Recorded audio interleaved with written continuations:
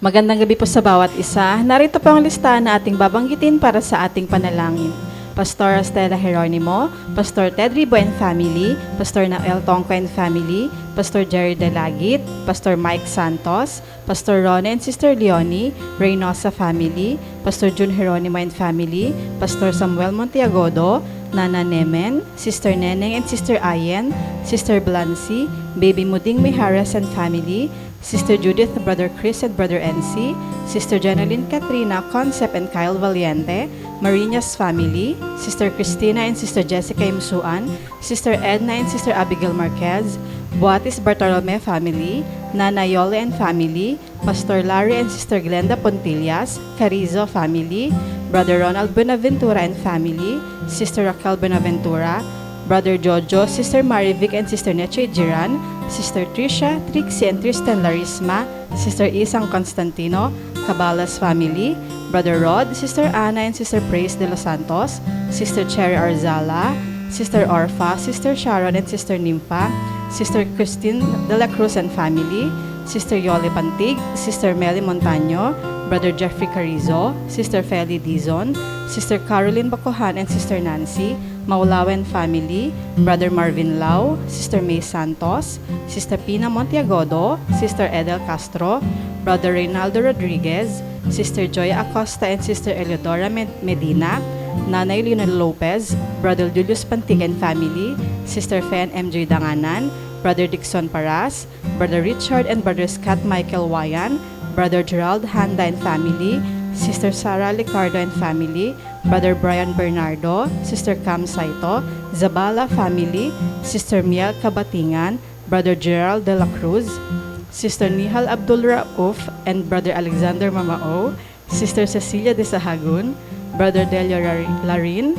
Sister Liway Apa and family, Brother Francisco Fabiliar, Brother Sam Benisano, Sister Baby Orsabi and Sister Belen, Brother Jerry Lazaro and family, Sister Zea Callejo, Brother Vic Gutierrez and family, Brother Francisco Senon, Baby Gavin Manzulim, Sister Lani Ramos, Sister Janet Abuel, Sister Hilary Ann Abuel, Baby Julian Chris Alfante, Sister Crescencia Ramos Rico, Nanay Gloria, Pastor Hener Ado, Brother Richard Elima, Brother Michael Tailo, Brother Ishmael and Brother Joaquin Ong, Baby Penelope Jane Leoncio, Brother Juanito Ramos, Sister Joanne May Ragusante, Brother Paul Anthony Gutierrez and family, Sister Filomena Tugade, Sister Agang Cruz, Brother Ryan Dagdag and family, Sister Madeline Napalang, Sister Mary Beth Balahadia, Brother Leo Garcia, Sister Julia Micaela Dominganyo, Brother Jonathan Binuya, Sister Susan Lopez, Attorney Carlos Borja Jr., Sister Aida Cruz de Leon, Brother Reynaldo Morena and family, Brother Nelson and Sister Vivian Pabigayan, Sister Julieta Gutierrez, Sister Aida Quiazon, Brother Brian de la Cruz, Sister Mercy de la Cruz, Brother Edgar Ventura, Sister Mariel Sebastian, Mr. and Mrs. Jed and Danny Vedayo, Sister Lizelle Bangayan, Sister Melogin Paliago, Brother Renz Louis Abangan, Sister Vanessa Abingoza, Brother William Valencia Jr., Brother Ramon Rodriguez, Brother Fitz Mark Nevado, Sister Sandra and Brother Luisito Perez Sr., Brother Ryland, Sister Josie and Chin Vengua, Brother Shankar Lim, Sister Rosita, Enano family, Dumo family, and Layag family. Magandang gabi po sa inyo, mga minamahal kong mga kapatid, sa inyo, sa mga kapatid ko sa Iglesia ng Piel, at gayon din po sa mga kapatiran sa Iglesia ng Pasong Tamo. At kung kayo'y patuloy na nakikibahagi sa gawain ito, ay magandang gabi po sa inyong lahat. At magpatuloy po tayo mga kapatid sa ating panalanginan, lalo na po sa panahon ito. Kailangan po natin ang sama-samang tayo ay magpatuloy sa pananalangin.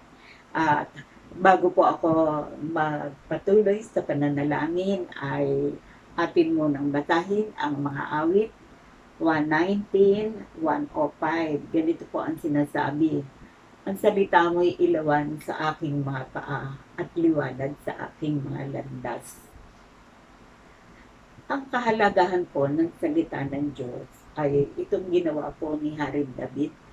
Bagamat siya ay dumaan sa mga madidilim na suliranin, naranasan po niya sa kanyang buhay, walang ibang nagbigay ng kaliwanagan kundi ang salita ng Panginoon.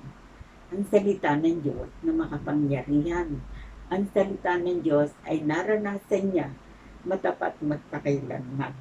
Kaya nga sinabi niya, ang salita mo'y ilawan sa aking mga paa at liwanag sa aking mga landas.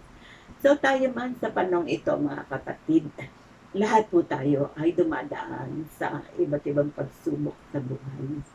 Pero wag po nating kalilimutan, ibinigay ng Panginoon ang salitang ito na ang salita na ilawan sa ating mga paa, liwanag sa ating mga landas. Bakit ipinagkaloob ng Panginoon ang mga salitang ito? Alam kasi ng Panginoon na sa panong ito ay dadaan tayo sa iba't ibang pagsubok sa buhay, na mga madidilim na suliranin sa buhay ay ating dadaanan. Pero hindi po kalooban ng Panginoon na tayo ay magkaroon ng kadiliman, kundi maliwanagan tayo sa kabila na ang ating mga suliranin ay padilim ng padilim sa mga pagsubok sa buhay. Huwag po nating kalilimutan. Ibinigay po ng Panginoon ang kanyang salita na makapangyarihan. At ito ay naranasan po ni Haring David. Siya po ay katulad din nating tao na dumaan din sa mga madidilim na suliranin. Ngunit hindi po siya nadimlaan at kanyang ipinatutuo. Ang salita mo'y ilawan sa aking mga paa, liwanag sa aking mga landas. Mga kapatid, sa panahon ito ay walang masasabi sa atin na tayo ay hindi dumadaan sa mga gabi ng mga suliranin. Dadaan po tayo talaga. Pero ang akin pong maipapatotoo sa inyo, sa kabila ng ang mga suliranin ay madidilim, sa akin pong naranasan ay ito pong salita ng Diyos ang naging ilawan, na gaya ng sinabi ni Haring David, ang salita mo'y ilawan sa aking mga paa at liwanag sa aking mga landas. Hindi po tayo madilim lang.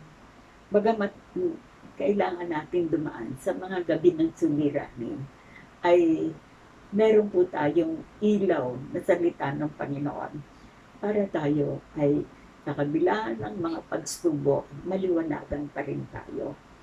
Huwag nating kalilimutan, ilaw ng buhay ang kanyang mga salita.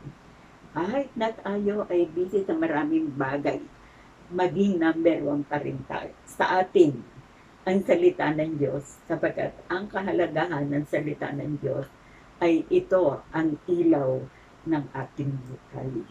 Kaya nga po tayong mga anak ng Diyos, dumaraan sa gabi ng mga suliranin, hindi tayo nahabag sa ating sarili, hindi tayo naiinis, kundi tayo ay nagtitiis. At ang sabi nga ay huwag nating ikabalisa ang ating mga naranasang kahirapan, sapagkat ang Panginoon pa rin ang katugunan ng lahat ng ating mga pangailangan. At ibabahagi pa rin sa inyo ang salita na magbibigay sa atin ng kapayapaan sa panahon ito. Sa 1 chapter 16 sa verse 33, ang sabi ng Panginoon, ang mga bagay na ito ay sinalita ko sa inyo upang magkaroon kayo sa akin ng kapayapaan. Sa sanlibutan, mayroon kayong kapighatian. O tingnan nyo ang Panginoon. Hindi niya inilihim sa atin itong kapighatian ito. Mismo sa bibig ng Panginoon ang galing. Sa sanlibutan, meron kayong kapighatian. Ngunit laksan ninyo ang inyong loob. Aking nadaig ang sanlibutan. Ibig sabihin ng Panginoon, napagtagumpayan niya ang lahat ng mga kahirapan ng sanlibutan.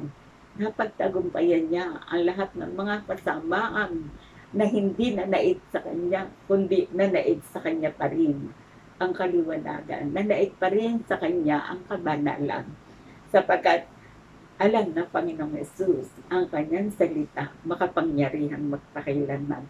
Kaya mga kapatid, ano man ang ating dinadaanan sa panahon ito, ito pong dalawang salita ay napakahalaga.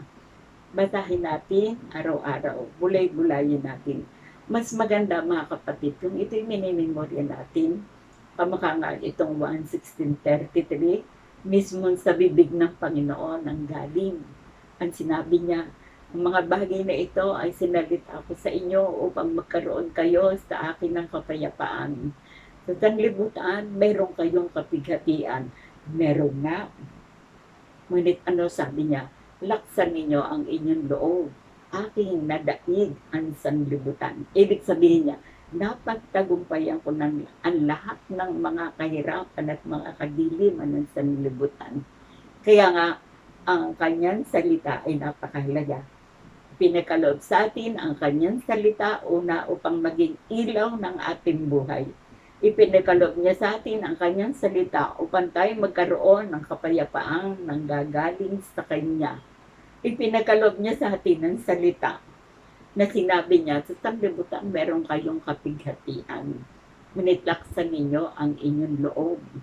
Ang sabi ng Panginoon, ang lahat ng mga hirap ng sanlibutan ito, maanumang kasamaan ay napagtagumpayan niya, na napagdaanan niya. Ngunit nanatili pa rin ang Panginoon sa kanyang salita na nagbibigay ng kapayapaan. Mga kapatid, hindi lang kayo ang nakakaranas ngayon ng mga pagsubok sa buhay. Lahat tayo, sapagkat tayo ay mga anak ng Diyos. Ang pagsubok na ito ay isang paraan upang tayo ay matutong magtiwala. Ang mga pagsubok na ating dinadaanan ay isang kaparaanan upang pailalim tayo sa kanyang banal na kalooban.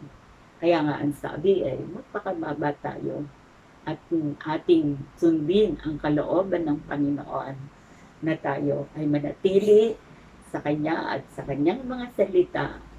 Lahat ng ating kailangan, meron siyang nakalaang katugunan. Kaya magpatuloy po tayo sa ating mga pananalangin. Panginoon, kami po ay patuloy na nagpapasalamat. Nagbibigay kayo ng banal na salita. Lalo na po sa panahon ito, tumadaan kami sa mga gabi ng mga suliranin. Salamat sa kapangyarihan ng iyong salita. Naranasan namin na ito ang ilaw ng buhay upang huwag kami matinlan, kundi kami ay magpatuloy na makaranas ng liwanag na nanggagaling sa inyo. Kaya Ama, dinadalangin ko po ang mga salita na aking ibinahagi. Loobin niyo po na kaming magkakapatid ay magkaisang magtiwala. Ang salita niyo ay nagbibigay ng kapayapaan. Sapagkat sabi ng Panginoon, sa sanglibutan, mayroon kayong kapighatian.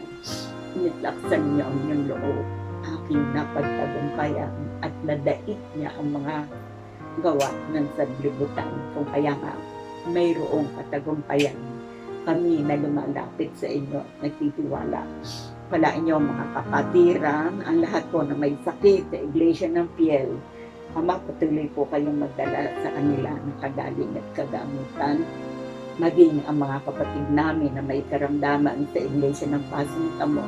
Ipuin niyo po ang lahat ng may sakit at patuloy niyo ipadama sa kanila ang inyong kahabagan na hindi nauubos. Ang kapangyarihan ng inyong pangalan, makapangyarihan magpakailanman upang magdala ng kagalingan. Kaya nga Ama, kami magkakapatid sa panahon ito, maging ang pagsubok namin ay kahirapan, karamdaman, o anumang malalaking suliranin, kami po ay nagtitiwala. Higit na malaki ang inyong mga kamay upang kami tulungan, upang kami abutin sa lahat ng aming mga pangailangan, sapagkat kayo ang Diyos na nagmamalasakit sa aming kalagayan. Ama, ang lahat kong ito ay aking hinihingi, ipinagpapasalamat sa pangalan ni Jesus. Amen.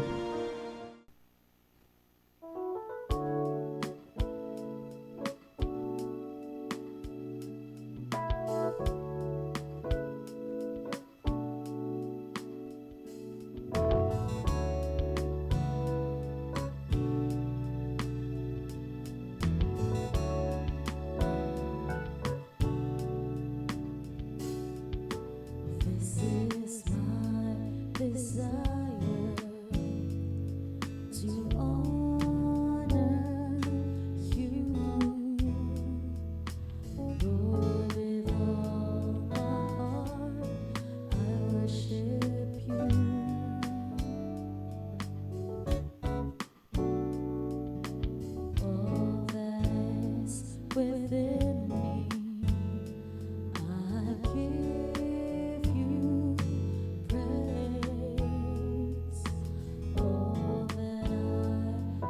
adore is in you.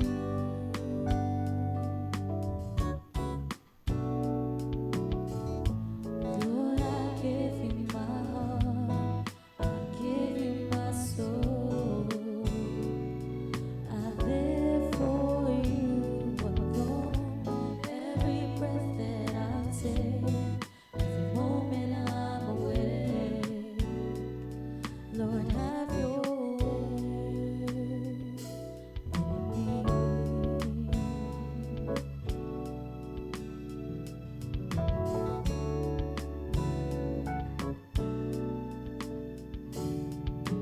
This is my desire to honor you, Lord, with all my heart.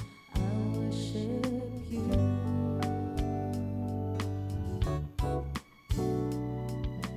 All that is within me, I give you praise. All that I adore is in you.